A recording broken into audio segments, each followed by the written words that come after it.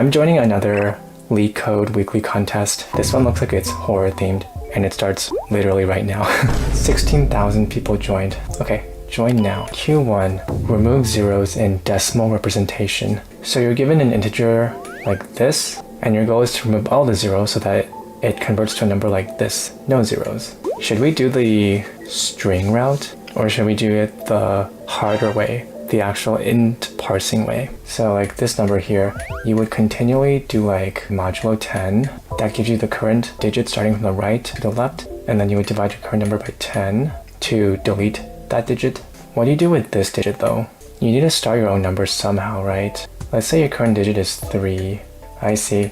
You would do like a current plus equals 3 times 10 to the 0, and then you have to keep track of this exponent and keep incrementing it. You would only increment the current digit to your current number if it is not 0. So you would keep modulo 10ing the current number to get the current digit, and if the current digit is not 0, you would do the current result plus equals the current digit times 10 to the power of, and you would keep incrementing this digit over here. While n is greater than 0, the current digit is equal to n modulo 10, and then n divided by 10.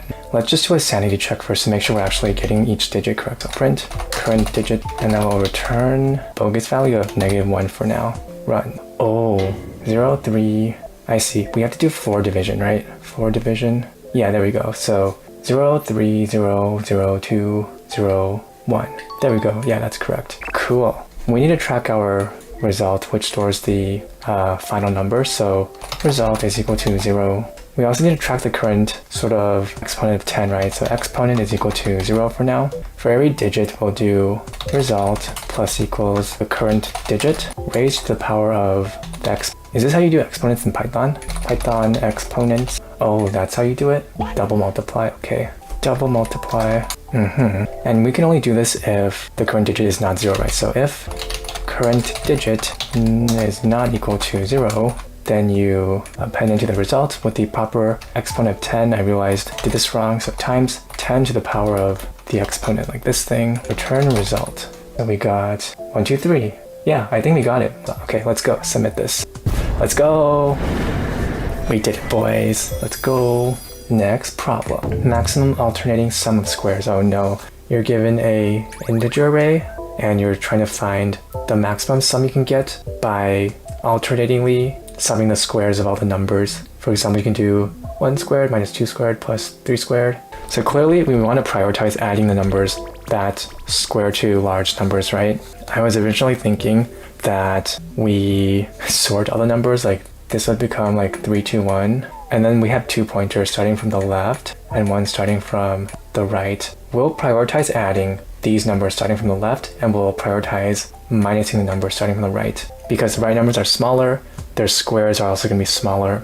The numbers on the left, it's in descending order, so their squares will be larger. And then every time we add or subtract a number, we will increment the pointers that way. Yeah, that was my original thought, but then I saw this example because there's negative numbers. Negative numbers can have really large squares too. For example, -3 will have a larger exponent than 1. So maybe the trick is to turn everything into its absolute value. Like 1 will become 1, 2 will become 2, 3 will become 3, and then you sort it. Yeah, there's no value in preserving the plus minus stuff, right? And then you start the 2-pointer method of adding stuff on the left and minusing stuff on the right. Actually, when you start it will be backwards. So it'll be like 1, 2, 3, like this. And then your 2 pointers will look like this. So you prioritize minusing stuff on the left and then plus stuff on the right. So first we need to turn everything into its absolute value. Let's call this nums underscore absolute value is equal to, how do you do absolute value in Python? Is it like this? Absolute value num for num in nums. Am I going to run out of memory like this? Can I do it in place? For I in range length of nums. So if nums I is less than 0, then nums I is equal to nums I times -1. Okay, I'm just going to do a sanity check and print out what I have so far with nums. 1, 2, 3, 1, 2, 3, very nice. 1, 1, 2, 2, 2, 2, 3, 3. Okay, perfect. We need to sort it now. So nums dot sort. Next is the 2 pointers method. So left is equal to to 0 at first. Right pointer will start at length of nums minus 1. So while left is less than or equal to the right, so if they're the same, we'll still enter this loop. I think we'll have to be careful here of edge cases. We'll have to store our result. Result is equal to 0. So result, we said that we're minusing stuff on the left. So minus equals left times left, and then result plus equals right times right. I think for sanity checking, I'm also going to print out what I'm plusing and minusing. So minus left, and then over here print plus the right. I'm kind of worried about edge cases here. And what's going to happen if there's a odd amount of numbers or even amount of numbers? Are we going to be able to get the center number? Oh, this is going to run forever because we never increment left or right. Left equals 1, right minus equals 1. Okay, what are we doing here? Oh, I am so dumb. I'm doing this to the indices. I'm not actually adding the numbers. Nums left with nums left. Nums right with nums right. Okay, so we're minusing 1, 3. Oh, this is the edge case that I'm missing. Ooh, yeah, 2 is minusing and plusing. That's not good. Okay, we're right on the cases where it's even though. Should we prioritize plusing? So if left is not equal to the right, then you minus the left. Okay, so we're doing, ooh, is this the right way to go? Yeah, we add 2, minus 1 plus 3. Yeah, that should be the way. No, 12, that's correct. 16, that's correct. Ooh, did we get it? You know what, I'll submit this. Please. Let's go! No TLE, let's go. And login time. Next problem. Stable subarrays with equal boundary and interior sum. You're given a integer array called capacity.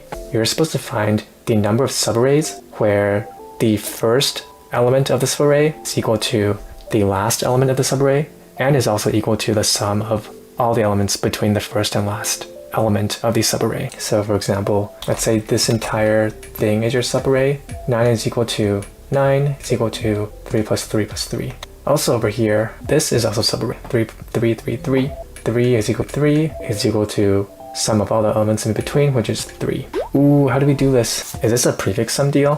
Prefix sums are good for calculating like sums of subarrays really quickly, right? So let's say we have 9, 3, 3, 3, 9. Let's do prefix sums. I know prefix sums are a good way to calculate sums of subarrays really quickly with O of n time. So this will be 9, 12, 18, 18, and then what's 18 plus 9? 27. Do we actually have to check every single subarray? That's n squared time though. Is n squared time okay for big input sizes? Do we have no choice but to actually iterate through every single subarray?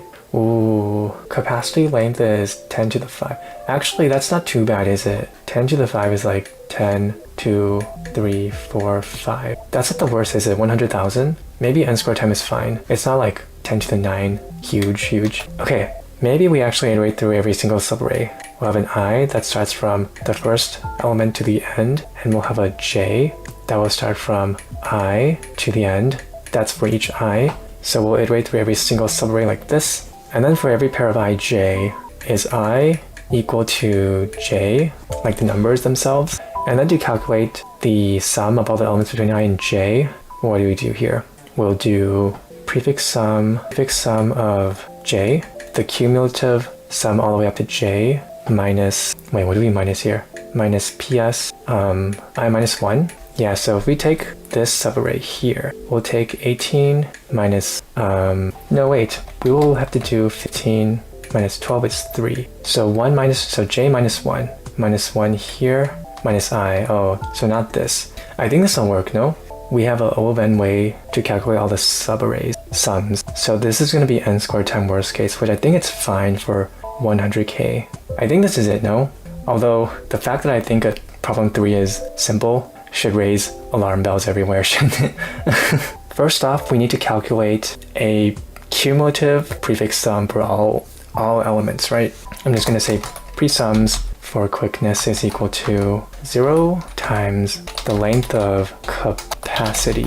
And then for every single I in the range of length, capacity, we need to keep a count of our current running cumulative sum, right? Cum sum is equal to 0. So cum sum plus equals the current element capacity I, and then presums at I is equal to the current cum sum. I'm gonna do a sanity check print right now, because I always have doubt.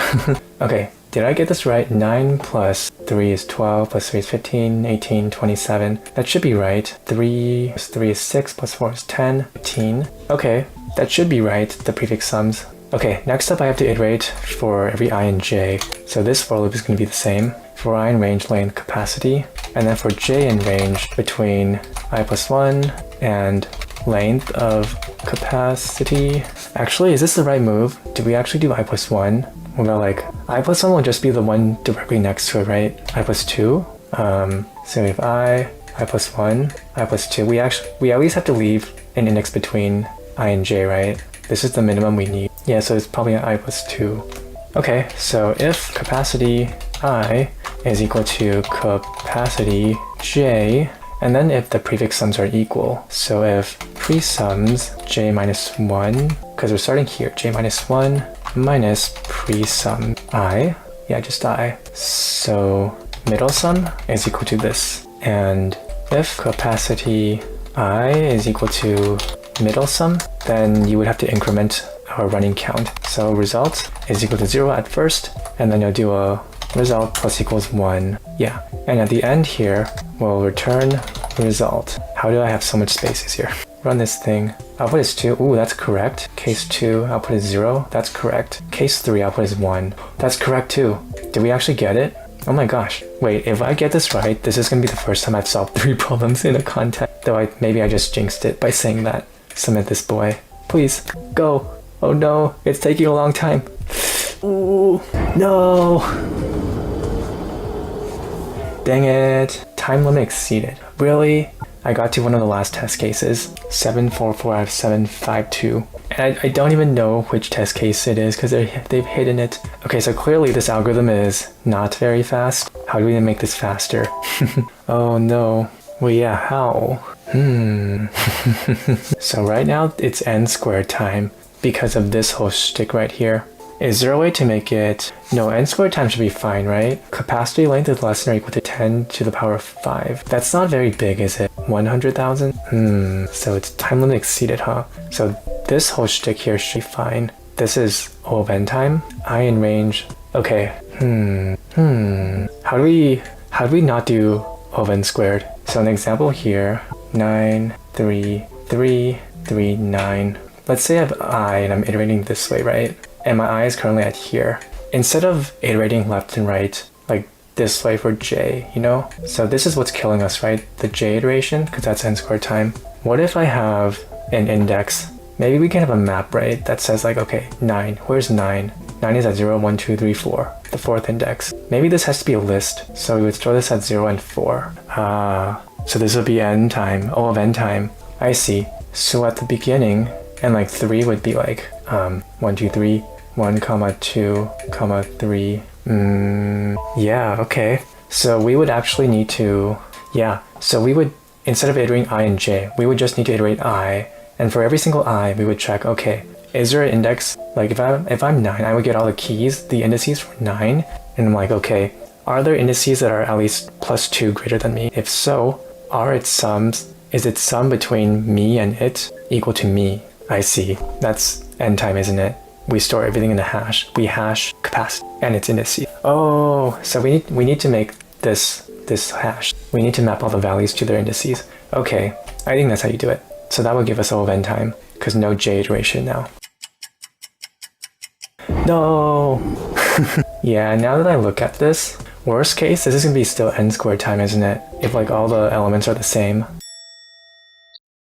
Cool, time's up, close. How do I look at the ranks? Ranking is here. I'm ranked 7,000, hurrah! Okay, let's see how people did question 3. I see, okay. Basically, you have to cache the prefix sums with whatever value it's on, and then we search for those. Dang, I see. I definitely have to review this later, okay.